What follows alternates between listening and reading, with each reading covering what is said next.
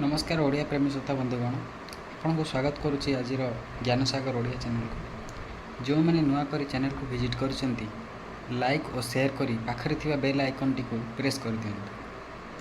आज आम आलोचना करबा सच्चिदानंद राउतराय विषय। सच्चिदानंद राउतराय मे 1916 मसीह जन्मग्रहण कर 21 अगस्ट 2004 मसीह मृत्युवरण करथिले।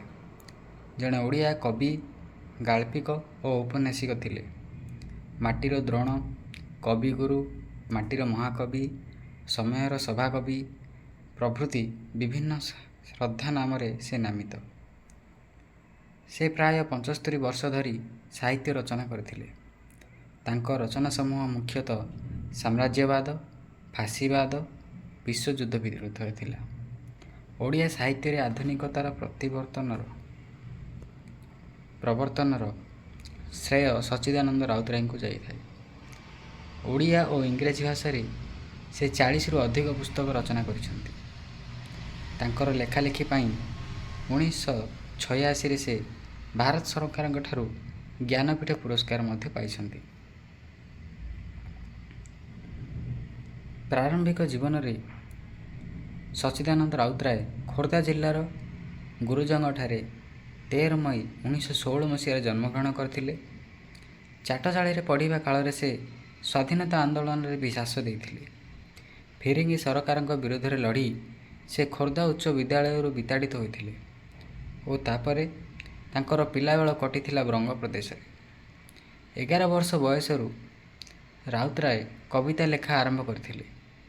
स्वाधीन चेता लेखापाई तांकर 2टी कविता 1939 रक्त शिखा और 1943 उठ जाग भोकबंदी को फिरिंगी माने लोकों पाखरे पहुँचबारू रोकी देथिले। 1938 तांकर काव्य बाजी राउत को 1942 कवि हरीन्द्रनाथ चटर्जी इंग्राजी रे नाउरिया पिला और अन्यान्य कविता मर्मरे अनुवाद करथिले। एहार प्रकाशन पर सच्चिदानंद राउतराय भारतर जड़े जनाशुना कवि भाव में प्रतिष्ठित होते। राजनैतिक चरमपंथी थिबारु रेभेन्सा महाविद्यालय तत्कालीन अध्यक्ष प्राणकृष्ण परिजा राउतराय को रेभेन्सा महाविद्यालय रे स्नातकोत्तर शिक्षा लाभरू वंचित करथिले। गोलापल्ली से जड़े तेलुगु राजजेमा को विवाह करथिले। स्वाधीनता आंदोलन, छात्र और कृषक आंदोलन में भाग नहीं से 2 थर कारावरण करथिले। से कटक ठारे 21 अगस्ट 2004 मसीह देह त्याग करथिले। सच्चिदानंद राउतराय 1928 मसीह 15 वर्ष बयस कविता रचना आरंभ करथिले। मात्र 17 वर्ष बयस नवीन पत्रिका भगवान अछ कहीं प्रथम प्रकाशित कवितार साम्यवादी वैप्लविक मार्क्सवादी चेतना रही। यही कविताटी पर अभियान कविता ग्रंथ रे संकलित होइछि। कवितार एक नूतन छंदर ऐतिहासिक प्रयोग संपर्क में पांडुलिपि कविता ग्रंथर नांदीमुखी से विस्तृत भाव में आलोचना करिसेंती। 1943 कविंक बाजीराउत कविता माटी माँ पाई जीवन देवाक अनेक लोकंकु स्वाधीनता आंदोलन को ठेली देइतिला। बाजीराउत एक नाउरिया पिलार माटी माँ प्रति बलिदानर कथा कहे, जी निज जीवन को पछरे पकाई फिरिंगी सेना को महानदी परी पारी हेबाकू देई नथिला। पांडुलिपि और बाजीराउतर तांकर विद्रोही स्वर आहुरी शाणित करिछि। प्रतीक और चित्रकल्प प्रयोग कवि प्रायोगिक नूतनता और अपारंपरिक कलात्मक बौद्धिकता ओडिया कविता को एक भिन्न व्यंजनात्मकर स्वादरे समृद्ध करिछि। कविंकर 20 सरीकी कविता संकलन बाहरी सारी। छोट मोर गाँटी रे भंगा हिड़िय को दंगा विध्वस्त नुआ खिलर नक्शा बेस निखुण भाव में फुटी उठी तांको कविता नखदर्पण रे फुटी उठी से समयर मुह रूप और रूपांतर जोठी अलका सान्याल ଶେଷ ପଂକ୍ତି ସରିଛି ସେଇଠୁ ଆରମ୍ଭ ହୋଇଛି ପ୍ରତିମା ନାୟକର ବାସ୍ତବ ଜୀବନ ଯୁଦ୍ଧ।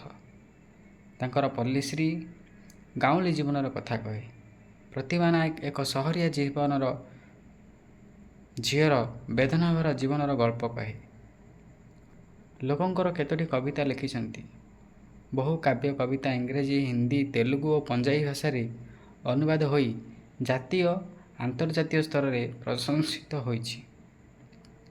ଏକଦା ଛାତ୍ର ଆନ୍ଦୋଳନ ସମୟରେ ରେଭେନ୍ସା କଲେଜରେ ଛାତ୍ର ପ୍ରଦୀପ ମିଶ୍ରଙ୍କ ନିଧନ ଜନିତ ସେ ଯେପରି ଲେଖିଥିଲେ,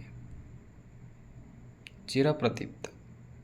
ସେହିପରି ଏକ ନୂତନ ଦେଶର ଗର୍ଭ ଯନ୍ତ୍ରଣାକୁ ନେଇ 1971ରେ ଆରମ୍ଭ ହୋଇଥିଲା ବାଂଲାଦେଶ ମୁକ୍ତି ସଂଗ୍ରାମରେ ଆତ୍ମାହୁତି ଦେଇଥିବା ଛାତ୍ରୀ ରୋଶନାରା ପାଇଁ ସେ ରଚନା କରିଥିଲେ ତାଙ୍କର ଚିରମର ପଂକ୍ତିମାଳା।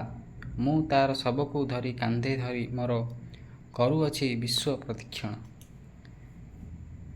ଜୀବଦ୍ଦଶାରେ କବି ରାଉତରାୟଙ୍କୁ ବାଂଲାଦେଶକୁ ଜଣେ ସାରସ୍ୱତ ରାଷ୍ଟ୍ରଦୂତ ଭାବରେ ଯାଇ ରୋଶନାରାଙ୍କ ସମ୍ପର୍କିତ ଏହି କବିତାକୁ ପାଠ କରୁଥିବା ବେଳେ ପାଇଥିଲେ ପ୍ରଚୁର ଖ୍ୟାତି।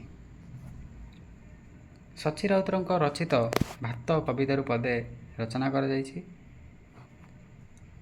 ବଡ଼ ଭୋକ ବାବୁ, ବଡ଼ ଭୋକ, ଆଜି ଖାଇବାକୁ ଦିଅ ଭାତ, ହକ୍ ପାଉଣା ଗଣ୍ଡାକ ପାଇଁ କେତେ ବି ପାତିବୁ ହାତ, ଯେଉଁ ଧାନ ଆମେ ବୁଣି କାଟିଲୁ ସେହି ଧାନ ଆଣି ଦିଅ, ପୀଡ଼ିତ ଆତ୍ମା ଗର୍ଜି ଉଠଇ ଶୁଣତା ବିପୁଳ ବାଣୀ।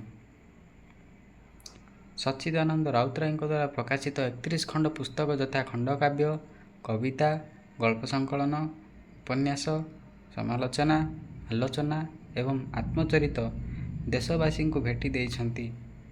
ସେଗୁଡ଼ିକ ହେଲା ପାଥେୟ 1931 ମସିହାରେ ପ୍ରଥମ କବିତା ଗ୍ରନ୍ଥ, ଛୋଟ ମୋର ଗାଁଟି, ପୂର୍ଣ୍ଣିମା 1933 ମସିହା, ଅଭିଯାନ 1938 ମସିହା, ପଲ୍ଲୀଶ୍ରୀ 1940-41 ମସିହା, ବାଜିରାଉତ 1941, ପଣ୍ଡୁଲିପି 1947, ଅଭିଯାନ, ହସନ୍ତ 1948, ଭାନୁମତୀର ଦେଶ 1949, ରକ୍ତଶିଖା 1949, ସ୍ୱାଗତ 1958, କବିତା 1962, କବିତା 1969, କବିତା 1971, କବିତା 1974, କବିତା 1983, କବିତା 1985, କବିତା 1987, କବିତା 1990, କବିତା 2003।